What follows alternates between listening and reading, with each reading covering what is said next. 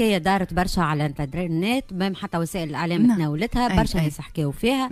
هو موقف بصراحه غريب وغريب جدا من ابن رجل اعمال ليبي جاي لتونس، وطلبوا منه انه الامن التونسي يشوف الاوراق نتاعو وين حتى الفلوس نتاعو، وين صرف الفلوس نتاعو. فكان رد الفعل نتاعو انه يهبط فيديو اقل ما يقال عنها انها سيئه وسيئه جدا فيما يخص الشعب التونسي وفيما يخص التوانسه وفيما يخص يعني الشعب التونسي اللي تعرف بانه المحبه كبيره للشعب الليبي والاستقبال الكبير للشعب الليبي، وخاصه وقت اللي نذكروا ايام الثوره انه الديار التونسيه تحلت للاخوه الليبيين وتقاسمنا معهم الرغيف كما يقال، تقاسمنا معهم الخبز. لكن ابن رجل الاعمال هذايا ابن رجل الاعمال الليبي اسمه اسماعيل الشتيوي، هاو شنو قال؟ برشا راهو فما برشا قصات نحيناهم على خاطر نظفنا نقولوا اللي قالوا، نظفنا اللي قالوا. نسمعوه بعد نرجعوا نحكي.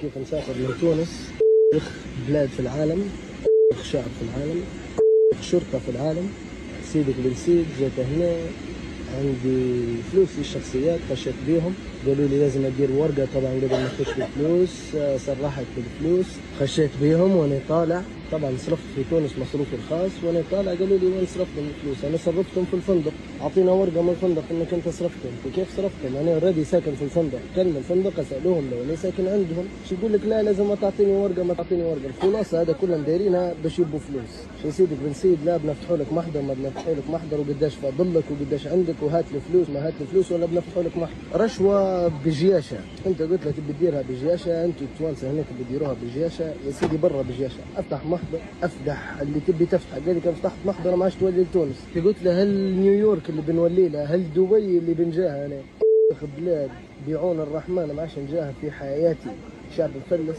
شعب فقير، شعب عنده عزة نفس، لا خشم لا شيء، تعرف علاش احنا اللي بيونا علاش نجاها. وقاحة كبيرة برشا، وقاحة كبيرة برشا فيما يخص تونس، وهو جاي لتونس باش يتحصل على الفيزا كما قال، باش يمشي لأمريكا لأنه سفارة أمريكا موجودة في تونس مش موجودة في ليبيا. أهم حاجة قالها قالوا لي يعطينا الأوراق، ورقة ما ورقة.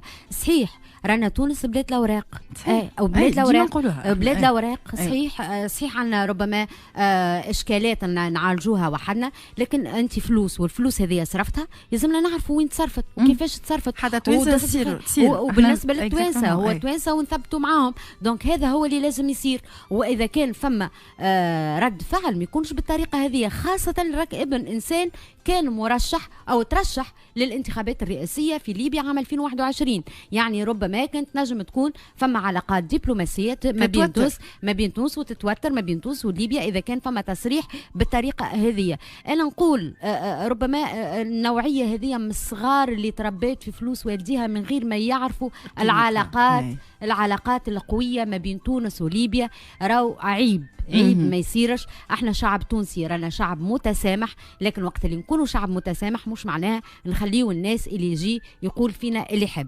لهنا توجيه تنبيه كبير برشا خط احمر راو شهامة التوانسة وشرف ما بين قوسين الامن التونسي اللي يتم توجيه التهمة ليه بالرشوة، راو هذا ما نرضاوهوش، كما ما نرضاوش انه يتمسوا التوانسة الكل. دونك عيب اللي قاعد يصير، وهذه توجيه تنبيه كبير برشا. وعلى ما يبدو انه فما تحركات باش تصير لمنعه من دخول تونس ورفض دخوله لتونس لما جاء في الكلام نتاعو فيما يخص الشعب التونسي وفيما يخص الامن التونسي. مش بالسهل انه كل مره تصير حاجه واحد يحل تليفون ويحل لايف ولا يحكي يعمل فيديو ويحكي اللي يحب، فما كلام ما يتقالش، فما كلام ما يتعداش مهما يكون هو شنو، ونجم يتحرم من الاراضي التونسيه، ما عادش عنده حتى الحق باش يدخل ولا يحط ثقه في الاراضي التونسيه. قال تونس مش دبي ولا نيويورك، هي يا اخي في عينينا تونس هي دبي ونيويورك، واحسن من دبي ونيويورك، واحنا نحبوها كما هي، فهمت؟ وكي تغربوا يصير فينا وكان نبداو في احسن بلاد في العالم نبداو نتمنيو ترابها. دونك هذا الكل ما لازمش يتقال، خاصه انه مش في لحظه غش، كان كل برود وعارف شنو اللي يقول ويعرف شنو اللي يتكلم.